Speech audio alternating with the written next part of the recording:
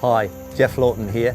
Let me take you somewhere really unusual. I'm en route through the Arabian desert to the famous location of Wadi Rum and the famous site where the film with Peter O'Toole was shot, in the very location. I have been privileged to work in this location to demonstrate sustainable organic agriculture in the form of a productive oasis is absolutely possible and can be achieved in extreme situations.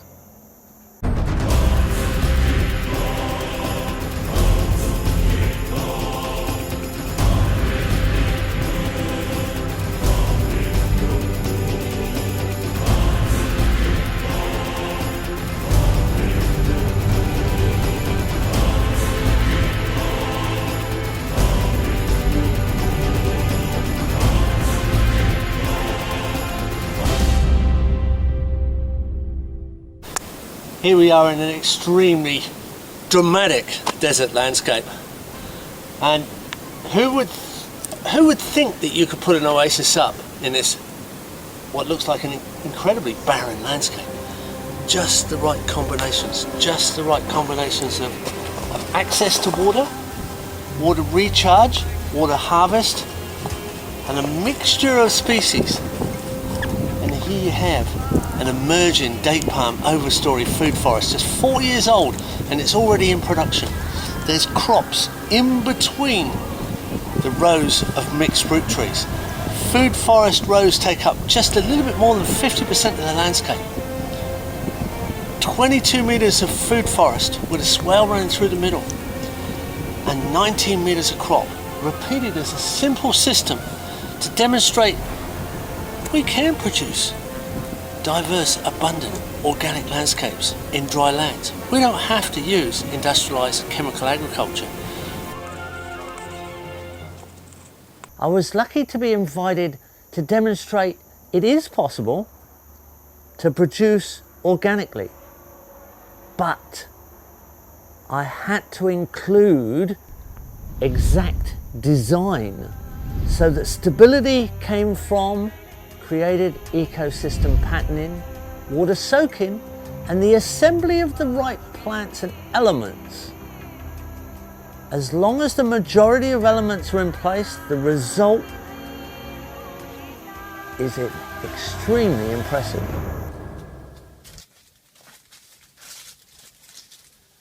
I'm walking inside a swale that gets flooded and irrigates this whole section. It's hard to imagine that you're actually inside one of the driest deserts in the Middle East. We've got grapevines over the top of us. We've got apricots, apples, figs, pomegranates, olives, date palms going up into the overstory. We've got cut legume trees for mulch all the way through, and this great big canopy. It's the end of summer, the grapes are starting to lose their leaves. There's a peach just here. This is truly a desert oasis irrigated by swale water. An amazing system. We're mimicking natural systems. We have to include anti-evaporation strategies as an imperative. Initially, everything is about reducing evaporation. We have to shade, we have to insulate, we have to buffer the winds.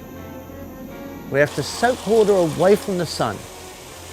And we have to build organic matter within a system as quickly as possible with any living elements that will achieve those ends.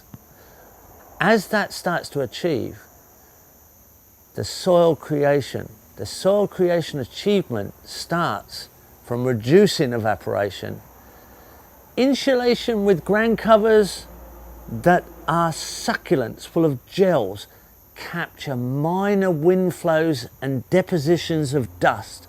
Nutrient in the air is a crucial additive and benefit to all desert systems. The dust contains old nutrient.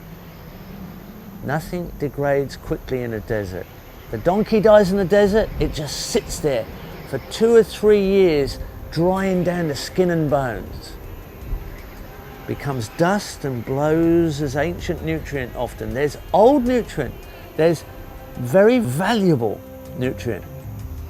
Highly mineralized dust deposit into our system. We have to put up that system that interrupts the airflow and turns it into valuable captured airflow deposition.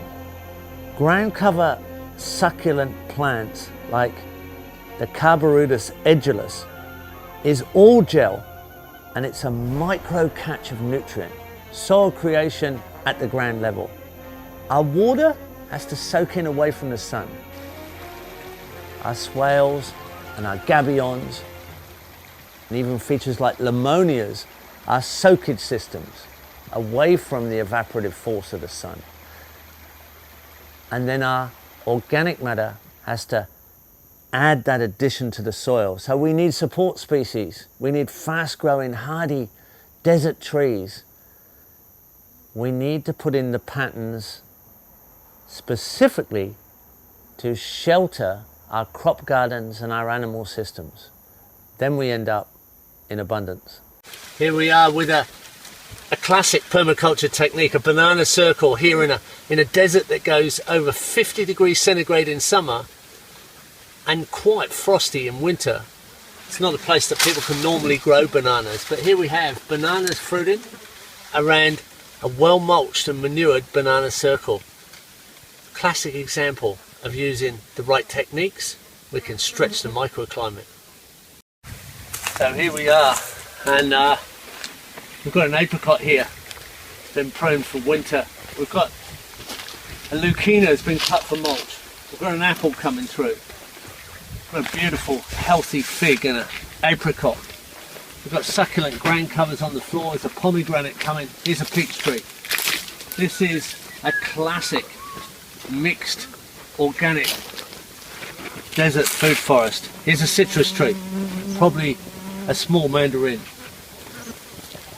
This is just 4 years old. There's date palms and olives. There's a pepper tree there for mulch. This is a whole mixture of organic food forest as an example that even in the hardest landscapes we can actually create absolute abundance. This ancient geology at Wadi Rum is 480 million years old. This is ancient country. But here, with a date palm overstory, a multi-species food forest is possible if we put in the right design system. Once we put in the soakage, once we put in the organic components into the soil comes alive and it turns into a productive ecosystem. This is something we have to realize is possible. If you can do it in these situations, you can do it anywhere. The spatial relationship is crucial. The edge effect between ecosystem and crop production, or ecosystem and grazing, is crucial in deserts more than any other climate. The establishment needs a strategy of exactly the right time of year to get the best result in the first 12 months, so we get the physical effect. But for a sustainable, permanent situation, we need more treed ecosystem than crop or grazing. So our tree lines on contour were a little bit wider than our crop system. We had 20 meters, 66 feet in width of desert food forest, to just less than that, about 18 meters, just over 55 feet in width of crop system. Over 10 acres, we put 3 lines of trees. And in between those 3 lines of trees, we put 2 lines of crop to start the process. When I was asked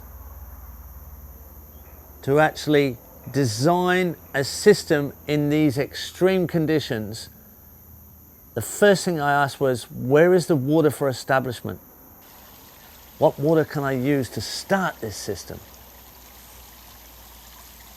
Because later I can get a secret water supply not many people think of. The condensation drip off the trees once established. There's moisture in the air when it's not actually raining, even in deserts.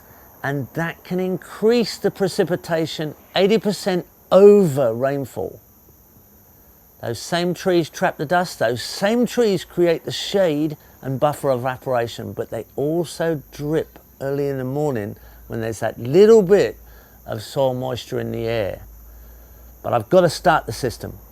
So when I start the system, I've got to have some water to get it going, and then we can build our way back to abundance. And it can be quite rapid, it can be quite quick. It can be very productive and high quality food. So in this situation, I had some surplus water from an industrial irrigation system that had a back pressure of surplus.